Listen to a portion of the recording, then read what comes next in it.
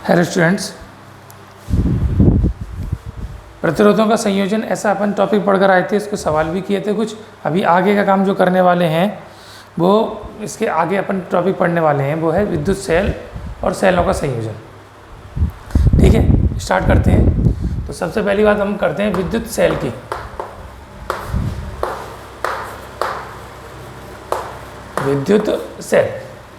विद्युत सेल होता क्या है, अगर इसको हम परिभाषित करना चाहें तो what is the electric cell. तो विद्युत सेल यानी क्या, तो विद्युत सेल एक ऐसी युक्ति होती है, इसको अगर हम परिभाषा के रूप में कहना चाहें तो एक ऐसी युक्ति होती है जो रासायनिक ऊर्जा को विद्युत ऊर्जा में रूपांतरित करती है। उसके अंदर हम केमिकल डालते हैं और वो किस में बदल देते हैं, वो उस ऊर्जा को विद्युत ऊर्जा में बदलते हैं। ऐसा जो युक्ति है, ऐसा जो समायोजन है, उसको विद्युत सेल कहते हैं। ठीक, अब ये कितने प्रकार के होते हैं, तो दो प्रकार के होते हैं। एक है प्राथमिक सेल,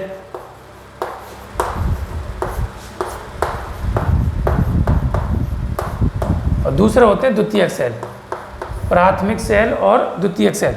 तो प्राथमिक सेल क्या है, तो प्राथमिक सेल का मतलब है ऐसे विद्युत सेल जिनको, यानी ऐसे विद्युत सेल जिनके अंदर हम आवेश को संग्रहित नहीं कर सकते, आवेश को इकट्ठा नहीं किया जा सकता।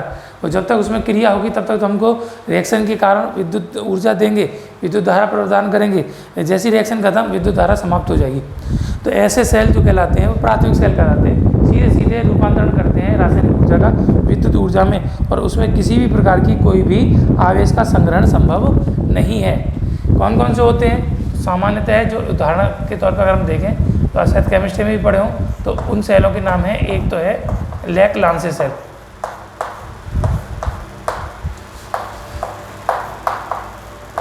और दूसरा है डेनियल सेल।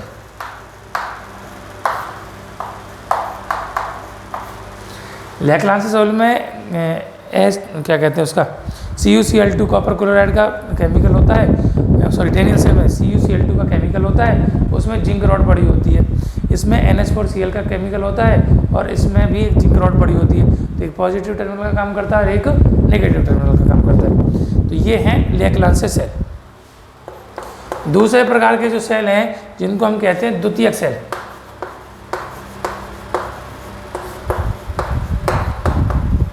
तो द्वितीयक सेल का मतलब क्या है कि ऐसे सेल, इसमें दूसरी कैटेगरी होगी, ऐसे सेल जिसमें हम आवेश की क्या कर सकते हैं, एकत्रीकरण कर सकते हैं, आवेश को इकट्ठा कर सकते हैं, उनको चार्ज कर सकते हैं और एक लंबे समय तक उसका उपयोग किया जा सकता है। आवेशित करने के बाद आवेश इकट्ठा कर लिया और लंबे समय तक इनका उपयोग किया जा सकता है। ऐसे सेलों को कहते हैं द्वितीयक सेल। सामान्यतः पर जिन सेलों को हम देखते हैं जिनका उपयोग हम अपने घरों में करते हैं, उनको द्वितीयक सेल को बोलते हैं। चाहे वो घड़ी में रिमोट में पढ़ने वाले सेल हों, टॉर्च में पढ़ने वाले सेल हों, या फिर आपकी मोबाइल फ़ोन का सेल, यानी जिसको बैटरी बोलते हो, वो भी क्या है, द्वितीयक सेल है। इन्वर्टर की जो बैटरी है वो भी द्वितीयक सेल है।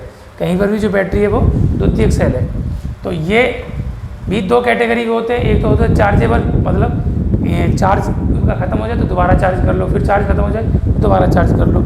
और एक होते हैं वन टाइम चार्जेबल, जैसे रिमोट में डालते हैं, वो सेल एक बार चार्ज होकर आते हैं और लंबे समय तक वो अपनी ऊर्जा का प्रदान करते रहते हैं।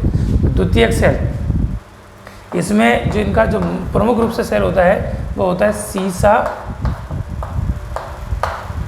संचायक सेल। तो ये केवल सेल की बारे में इंट्रोडक्शन था, बेसिक। तो प्राथमिक सेल और द्वितीयक सेल। प्राथमिक सेल जिनको हम चार्ज नहीं कर सकते, यानी जिनके अंदर चार्ज स्टोर नहीं किया जा सकता, आवेश एक बार वन टाइम यूजेबल होते हैं, केवल एक बार आप जब तक रिएक्शन होगा तब तक तो ऊर्जा देंगे और रिएक्शन खत्म, ऊर्जा उसकी विद्युत ऊर्जा समाप्त। दूसरे जिनको हम चार्ज करके एक लंबे समय तक, लॉन्ग ड्यूरेशन तक, एक लंबे समय तक उपयोग में ला सकते हैं, ऐसे सेलों को कहते हैं हम द्वितीयक सेल। प्राथमिक सेल के उदाहरण बताए थे लेक-लांसे सेल, डेनियल सेल, और द्वितीयक सेल का उदाहरण है सीसा संचायक सेल। ये इनकी परिभाषाएं हैं बेसिक, छोटी मोटी, इनके बारे में हम बात कर सकते हैं। अब आगे क्या पढ़ना है, तो सेल की कुछ टर्मिनोलॉजी होती है, कुछ शब्दावली होती है, क्या क्या सेल के व्याख्या करने के लिए किन किन शब्दों का प्रयोग किया जा सकता है। तो विद्युत सेल और उनकी शब्दावली एक और समझने की कोशिश करेंगे। तो शब्दावली क्या है, तो पहली बार तो सेल जो होता है उसका सिंबल, प्रतीक है, वो ये रहता है। आप 10वीं क्लास में पढ़कर आए हैं तो एक लंबी डंडी है, एक छोटी डंडी है। जो बड़ी डंडी है वो तो धनात्मक सिरे को व्यक्त करती है और जो छोटी डंडी है वो ऋणात्मक सिरे को व्यक्त करती है। इस सेल के अंदर जो केमिकल भरा हुआ उस पदार्थ की वजह से इसमें धारा जो बहती है उसके मार्ग में कुछ ना कुछ अवरोध होता है, इसलिए इसका खुद का एक प्रतिरोध होता है जिसको हम कहते हैं आंतरिक प्रतिरोध। तो ये पूरा का पूरा जो सिंबल है वो सेल का है, सेल को व्यक्त करता है। उसमें ये उसके ध्रुवता धनात्मक ऋणात्मक और ये उसका आंतरिक प्रतिरोध। अब इसको किसी बाह्य परिपथ में हम जोड़ते हैं तो परिपथ का मतलब जिसका खुद का कोई ना कोई प्रतिरोध है। ऐसे परिपथ में जब हम जोड़ते हैं जिसका प्रतिरोध कैपिटल R है तो उसके कारण इस सेल का संयोजन के कारण इसमें धारा प्रवाहित होती है, विद्युत धारा आई। ये धारा प्रवाहित होगी और यहाँ से निकलती हुई, यहाँ से होती हुई, यहाँ से आती हुई और वापस सेल में प्रवेश कर जाएगी। तो इस प्रतिरोध के सिरों पर एक विद्युत विभवांतर उत्पन्न हो जाएगा। ठीक है, एक विद्युत विभवांतर उत्पन्न हो जाएगा। दूसरा ये जो सेल का हिस्सा है छोटा सा आंतरिक प्रतिरोध, इसके सिरों पर भी कोई ना कोई विद्युत विभवांतर होगा। ये इसका आंतरिक विद्युत विभवांतर कहलाएगा, ये इसका बाह्य विद्युत विभवांतर कहलाएगा। अब इसके कारण जो हमको शब्दावली मिलती है वो पहली शब्दावली है, उसका नाम है विद्युत वाहक बल, इलेक्ट्रोमोटिव फोर्स, विद्युत वाहक बल, इलेक्ट्रोमोटिव फोर्स। तो शॉर्ट में इसका नाम क्या हो गया? तो ये EMF। ठीक है, दूसरी चीज आती है वो आता है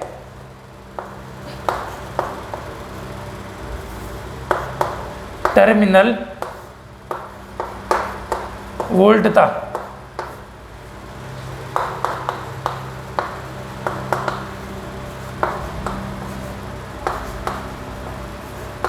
टर्मिनल वोल्टेज। और तीसरा जो शब्द आता है वो है इसका आंतरिक प्रतिरोध।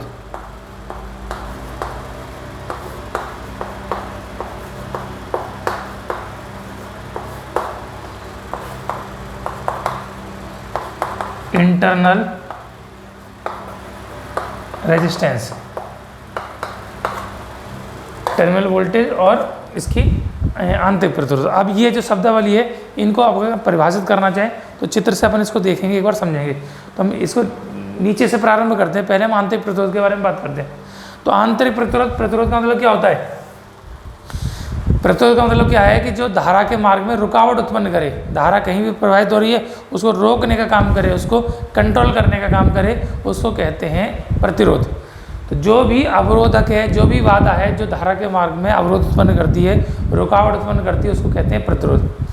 सेल चूंकि किसी न किसी ऐसे पदार्थ का बना है जिसके अंदर कोई रासायनिक पदार्थ है और उस सेल के अंदर जो रासायनिक पदार्थ उसके धारा के प्रवाह को अवरुद्ध करता है, रोकने का काम करता है। जो कारक है जिसकी वजह से धारा उसमें प्रवाहित होने से रुकती है, उसको धक्का लगता है, उसका विरोध लगता है, उसको बोलते हैं, उस कारक को सेल का आंतरिक प्रतिरोध। और इसको किससे प्रदर्शित करते हैं? स्मॉल r से। प्रतिरोध है तो मात्रक क्या होगा इसका? O। ठीक है, दूसरी बात करते हैं हम टर्मिनल वोल्टता। तो टर्मिनल वोल्टता, टर्मिनल का मतलब होता है सिरे। तो क्या है, जब सेल के जो दो सिरे हैं या जिस परिपथ में जुड़ा है उसके दो सिरे हैं, बात एक ही है, इन दो सिरों की बात कर लें चाहे इसके दो सिरों की बात कर लें।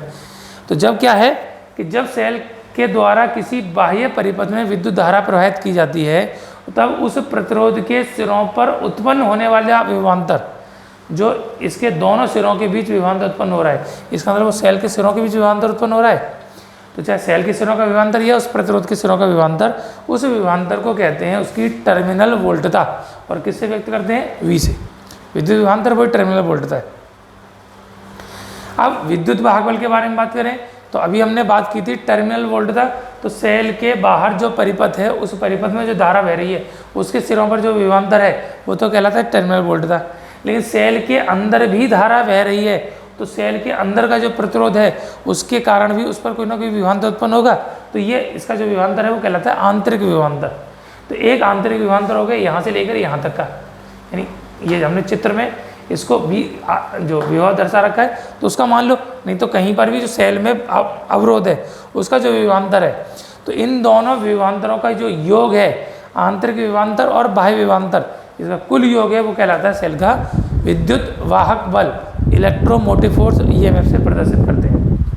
अब परिभाषा अगर हम इसकी कहना चाहें तो विद्युत वाहक बल की परिभाषा क्या है कि पूरे परिपथ में जो धारा प्रवाहित हो रही है सेल के बाहर भी और सेल के अंदर भी, तो धारा प्रवाहित होने का मतलब है कि आवेश गति कर रहा है और उस आवेश को गति कराने के लिए जो कार्य करना पड़ता है उसको विभवांतर कहते हैं। तो सेल सहित संपूर्ण परिपथ में एकांक आवेश को प्रवाहित करने में किया गया कुल कार्य, दोबारा सुनेंगे, सेल सहित संपूर्ण परिपथ में एकांक आवेश को प्रवाहित करने में किया गया कुल कार्य सेल का विद्युत वाहक बल कहलाता है। आवेश को बाह्य परिपथ में एक सिरे से दूसरे सिरे तक ले जाने में किया गया कार्य उसकी टर्मिनल वोल्टता कहलाती है। और सेल के अंदर जो कारक होता है जो धारा के मार्ग का अवरोध करता है उसको उसका आंतरिक प्रतिरोध कहते हैं। ईएमएफ को प्रदर्शित करते हैं ई से, तो सेल का ये ई कहलाता है, जो सेल है उसका ई कहलाता है। इसकी जो दिशा होती है, जैसे विद्युत वाहक बल या विभवांतर अदिश राशि है, दिशा नहीं है, लेकिन जब हम इसको परिपथ में यूज करेंगे धारा के आधार पर तो इसकी जो दिशा होती है वो ऋण सिरे से धन सिरे की ओर होती है। क्यों? क्योंकि धारा जो प्रवाहित हो रही है बाहर तो प्लस से माइनस हो रही है और अंदर कैसे हो रही है, माइनस से प्लस। तो जो विद्युत वाहक बल है उसको ई से, कुछ बुक्स में इसको एप्सिलॉन से भी दर्शाया है, तो ई या एप्सिलॉन से प्रदर्शित करते हैं। ये टर्मिनल वोल्टता है उसको वी से प्रदर्शित करते हैं और आंतरिक प्रतिरोध को आर से प्रदर्शित करते हैं। प्रतिरोध है तो मात्रक ओम, विभवांतर है तो मात्रक वोल्ट, और विद्युत वाहक बल भी एक प्रकार का विभवांतर है, इसलिए इसका मात्रक भी क्या होता है, वोल्ट होता है। ठीक, तो ये तीन भौतिक राशियां थी। अब इन तीनों के बीच क्या संबंध होता है, क्या रिलेशन होता है, उस रिलेशन के बारे में बात कर लेते हैं। तो तीनों के मध्य संबंध, तीन कौन कौन सी राशियां हैं, तो विद्युत वाहक बल, टर्मिनल वोल्टता और आंतरिक प्रतिरोध, इनके बीच में क्या रिलेशन है, क्या संबंध है, उसके बारे में हम बात कर लेते हैं।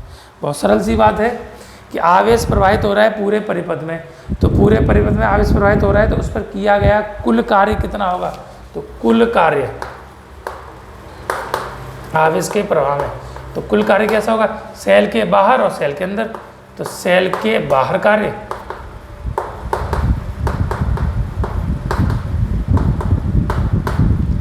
प्लस सेल के अंदर कार्य, मतलब टोटल वर्क डन है वो किसके बराबर होगा, बाह्य कार्य मतलब एक्सटर्नल और आंतरिक कार्य तो मतलब इंटरनल। ठीक है, तो कुल कार्य बाह्य कार्य और आंतरिक कार्य के योग के बराबर होगा।